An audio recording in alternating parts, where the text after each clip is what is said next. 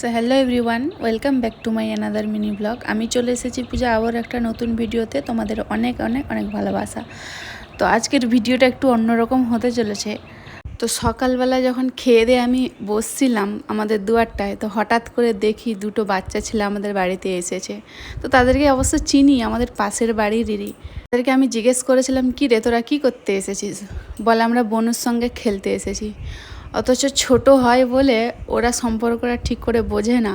তো ছোট বাচ্চা ছেলে হোক আর মেয়ে হোক, একটা বনু হোক বা ভাই হোক, সম্পর্ক বলে তারা খেলা শুরু করে দেয়। অ্যাকচুয়ালি ওরা কিন্তু আমার সম্পর্কে একজন দেওর হবে আর একজন হবে মানে ভাসুরের ছেলে আর কি।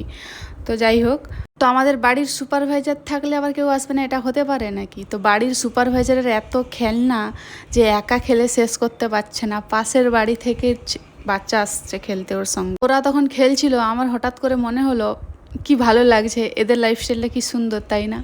কত ফ্রিলি এরা থাকতে পারে।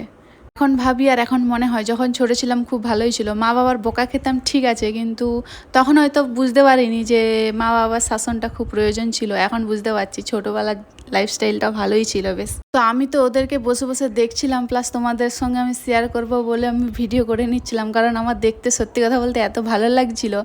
ছোট্ট ছেলেরা খেলছিল, তো আমার খুব ভালো লাগছিল, মনটা একদম ভালো হয়ে গেছিলো। তো আমি ভুলেই গেছিলাম যে আমি একজন অ্যাডাল্ট। সঙ্গে আমি যতক্ষণ বসেছিলাম ততক্ষণ আমি প্রায় ভুলেই গেছিলাম যে আমি বড় হয়ে গেছি, আমার একটা সংসার আছে। তো ওরা এত খেলছিল, এত খেলায় মেতে গেছিলো, ওদের মারা এসে ওদেরকে 2-3 বার ধরে ডাকছিল, ওরা যেতেই চাইছিল না, কারণ এইখানে ওদের ভালো লেগে গেছিলো খেলতে খেলতে। আর আমাদের সুপারভাইজারও দাঁড়িয়ে দাঁড়িয়ে দেখছিল ওদেরকে ওরা কি করছে নাকি। আমি আবারও বলছি, ছেলেগুলোকে দেখে আমার সেই ছোট্টবেলাকার ফেলে আসা দিনগুলো খুব মনে পড়ে যাচ্ছিল। আমরা এত খেলাবাটি পাইনি, তবে যেরকমভাবে আমরা মজা করেছিলাম সেই দিনগুলোই আমাদের খুব মনে পড়ছিল।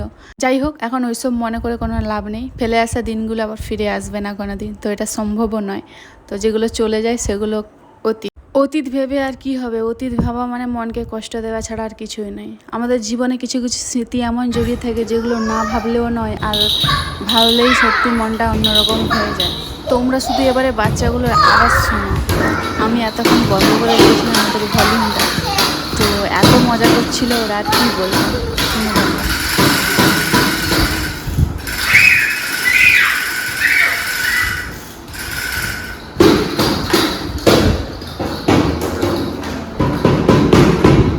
যাই হোক, এই বাচ্চাগুলোকে দেখে কার কার সেই ছোটোবেলাকার স্মৃতি মনে পড়েছে একটু কমেন্ট করে জানাবে। তো জানি আমারও খুব খারাপ লেগেছে, খারাপ বলতে মানে খুব মনে পড়েছে।